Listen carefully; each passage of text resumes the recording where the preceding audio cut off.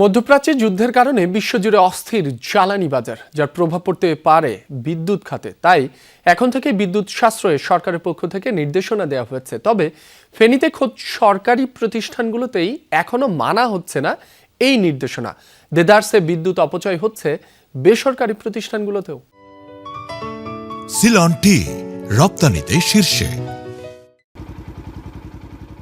রমজানে বিকেল 3:30টায় সরকারি এই দপ্তরে শেষ হয় দিনের কার্যক্রম। তবে মধ্যরাতে যমুনার ক্যামেরায় দেখা যায় অপ্রয়োজনীয় আলো জ্বলছে তখনও। এ চিত্র ফেনীর এলজিইডি কার্যালয়ের। চলমান বৈশ্বিক পরিস্থিতি বিবেচনায় বিদ্যুৎ সাশ্রয়ে আলোকসজ্জা পরিহার সহ 11 দফা নির্দেশনা দিয়েছে মন্ত্রিপরিষদ বিভাগ। তবে কাগজে কলমে সেসব বিধান জারি থাকলেও বাস্তবে তার কোনো তোয়াক্কা নেই। এতগুলো লাইনের প্রয়োজন ছিল না। প্রধানমন্ত্রী ওনাও অনুরোধ করতেছে বিদ্যুৎ সাশ্রয়ের জন্য। আজকে আমরা দেখছি যে বিশ্ববিদ্যালয় বন্ধ। এখন আমরা দেখি যে অন্যরা তো এরকম সচেতন দেখি না। একই চিত্র জেলা প্রশাসক কার্যালয়েও।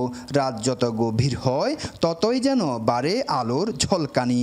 এছাড়া জেলার বেশিরভাগ বেসরকারি দপ্তর, হোটেল ও বিপণী বিতানগুলোতেও একই অবস্থা।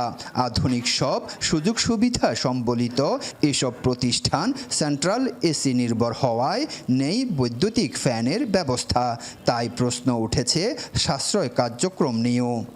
বিভিন্ন দপ্তরে কোনো কারণ ছাড়া বাতি জ্বলছে কিংবা বিদ্যুৎ ব্যবহার করছে, এই জায়গাটা তাদেরকে সাশ্রয় করতে হবে। সরকারি দপ্তরে ফ্যানের প্রচলন উঠেই গেছে, সবগুলোকে সেন্ট্রাল এসি করা। তো সেন্ট্রাল এসি সারাক্ষণ এসি চালিয়ে কীভাবে বিদ্যুৎ সাশ্রয় করা সম্ভব? সাধারণ মানুষকে তো দোষ দিয়ে লাভ নেই এবং সরকারের যারা কর্মকর্তা আছে তাদেরকেই এই বিষয়ে সজাগ হতে হবে এবং উদ্যোগী হতে হবে।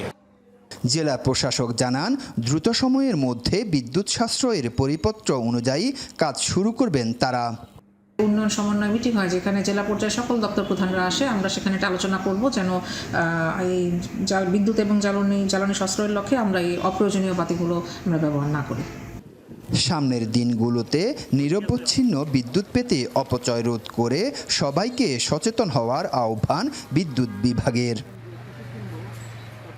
আরিফুর রহমান, যমুনা নিউজ, ফেনী।